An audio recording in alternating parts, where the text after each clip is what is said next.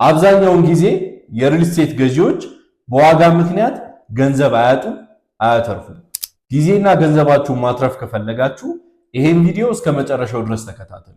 አንደኛው አትቸኩሉ። የተለያዩ የቅናሽ ግፊቶች ሊኖሩ ይችላሉ። ነገር ግን የቤቱ ዋጋ ቀነሰ ማለት ታተርፉበታላችሁ ማለት አይደለም። ሁለተኛ የድርጅቱን ህጋዊ ባለቤትነት አረጋግጡ። የንግድ ፍቃድ፣ የግንባታ ፍቃድና ዋና ካርታው በአንድ አይነት ድርጅት ስም መሆን አለበት። ሶስተኛ የምትፈርሙትን ውል በጥንቃቄ አንብቡ። የማስረከቢያ ጊዜ፣ አከፋፈል፣ አፓርትመንት ስፔሲፊኬሽን እና ቅጣቶች ግልጽ በሆነ መንገድ መቀመጥ አለባቸው። አራተኛ በጊዜ ሂደት ክፈሉ።